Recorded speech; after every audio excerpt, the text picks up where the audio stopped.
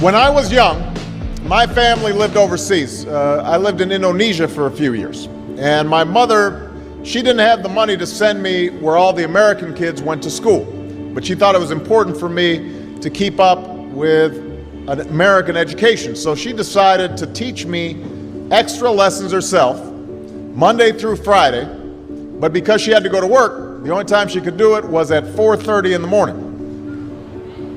Now, as you might imagine, I wasn't too happy about getting up that early. And a lot of times I'd fall asleep right there at the kitchen table. But whenever I'd complain, my mother would just give me one of those looks and she'd say, "This is no picnic for me either, Buster."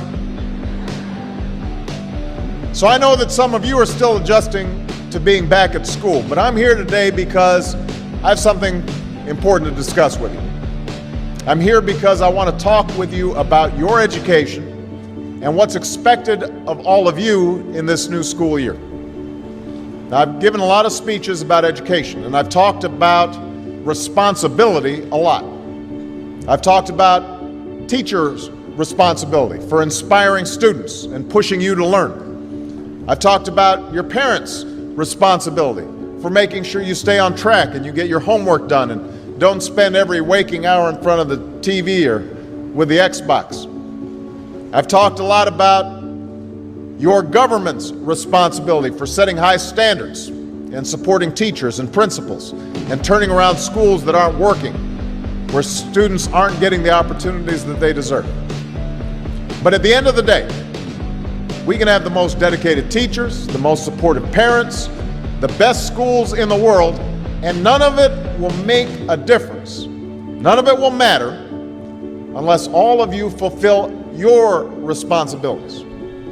Unless you show up to those schools, unless you pay attention to those teachers, unless you listen to your parents and grandparents and other adults and put in the hard work it takes to succeed. And that's what I want to focus on today. The responsibility each of you has for your education. I want to start with the responsibility you have to yourself. Every single one of you has something that you're good at. Every single one of you has something to offer. And you have a responsibility to yourself to discover what that is. That's the opportunity an education can provide.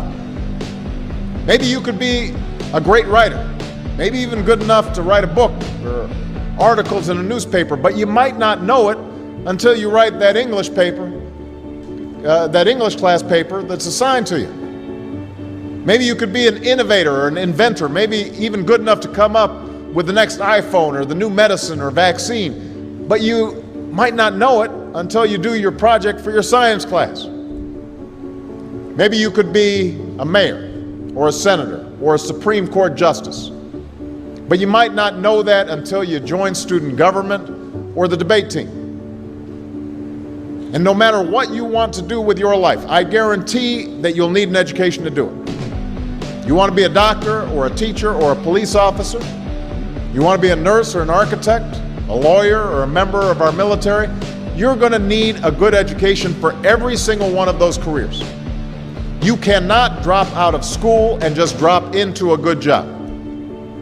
You've got to train for it and work for it and learn for it. And this isn't just important for your own life and your own future. What you make of your education will decide nothing less than the future of this country. The future of America depends on you.